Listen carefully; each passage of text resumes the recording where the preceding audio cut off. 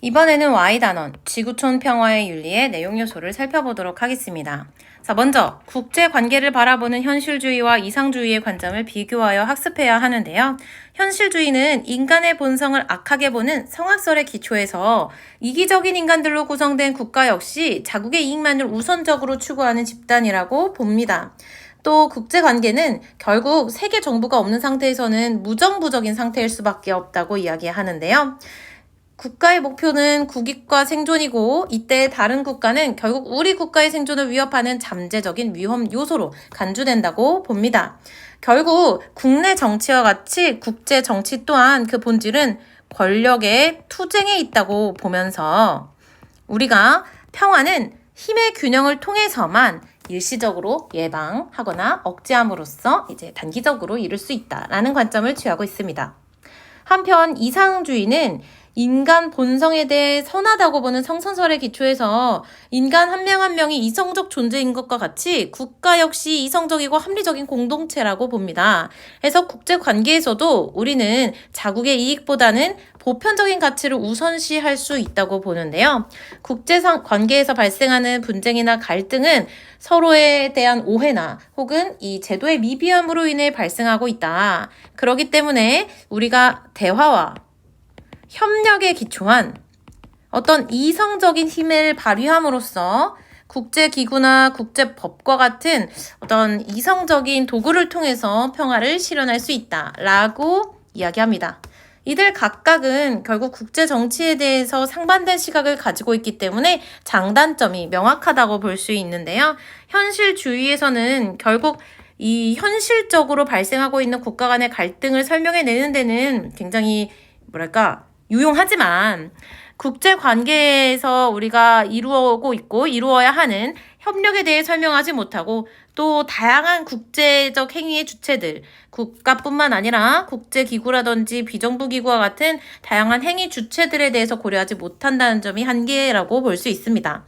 한편 이상주의는 이 보편적인 가치를 추구하고 평화라고 하는 우리가 반드시 지향해야 하는 그러한 국제관계에서 지향해야 하는 가치에 대한 설명에는 유용하지만 결국은 실효성 있는 제재에 대해서 단서를 제공하기는 어렵다라는 점에서 한계를 지니고 있습니다. 자, 다음으로 갈등의 평화론입니다. 갈등은 우리가 진정한 평화를 이루기 위해서는 평화의 개념을 확장해야 된다고 이야기합니다. 우리가 전쟁이나 테러, 범죄와 같은 물리적 폭력이 없는 상태로만 평화를 생각해서는 안 되고 보다 적극적인 측면에서 모든 사람에 대한 억압과 차별이 사라진 그러한 상태로 평화를 인식해야 된다고 이야기합니다. 그러한 맥락에서 갈등은 소극적 평화와 적극적 평화의 개념을 제시하는데요.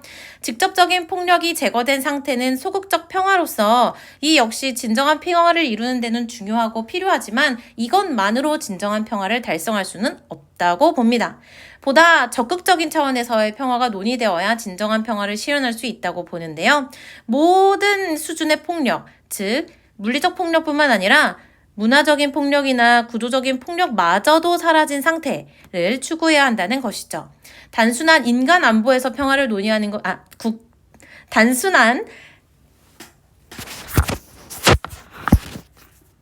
단순히 국가 안보에서 평화를 논의하는 것이 아니라 인간 안보의 차원으로 평화의 개념이 확장되어야 한다고 보는 것입니다. 결국 이 생명과 인권의 보장을 강조함으로써 다양한 구성원들의 삶의 질을 향상하는 데 기여하고 이 질서와 안보에 기초한 복지와 국제 평화 정착에 기여하는 그러한 개념이 되었다고 할 수 있겠습니다. 다음으로 칸트는 영구 평화론을 통해서 지구촌 평화를 추구해야 한다고 이야기하는데요. 이성적 존재인 인간이 모여서 구성된 국가는 또한 이성을 바탕으로 무언가 결정을 내릴 수 있는 주체가 될 수 있다고 보았습니다. 그리고 이러한 국가들이 함께 만드는 국제 질서에서도 우리는 이성을 통해서 평화를 추구할 수 있다고 보았는데요. 이를 위해서는 먼저 모든 국가가 공화정체여야 한다고 이야기합니다. 칸트가 보기에 공화정체란 법에 의해 운영되는 국가의 형태로서 시민들이 전쟁을 하지 않겠다고 의사를 표현할 수 있는 그러한 정치 형태를 의미한다고 해석합니다. 즉 시민들이 주도적으로 평화를 지향할 수 있는 그러한 정치 체제인 것이죠.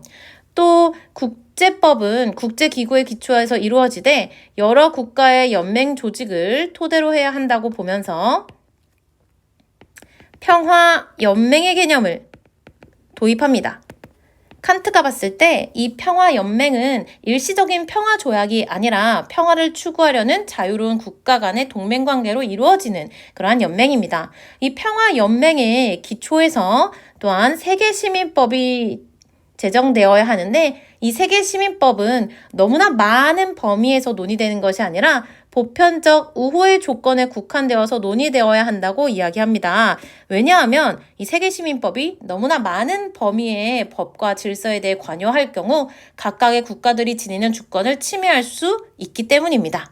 이러한 칸트의 영구평화론은 기출문항에서도 자주 다루어지고 있는데요. 결국 이성이 명령하는 의무로서 평화를 수행해야 한다는 점, 그리고 항구적인 세계 평화를 위해서는 국가들의 각각이 지니는 주권을 보장하기 위한 그런 자유의 이념을 바탕으로 진행이 되어야 한다는 점 등이 강조되고 있습니다. 자, 2023 대비 대학 수학 능력 시험에서도 현실주의의 입장과 칸트의 입장, 이 비교되면서 문항이 출제되었습니다. 각각의 입장에 대해 기본적인 개념이 이해되고 있는지, 그리고 이들의 공통점이나 차이점에 대해서 이해하고 있는지를 묻는 문항이 출제되었어요.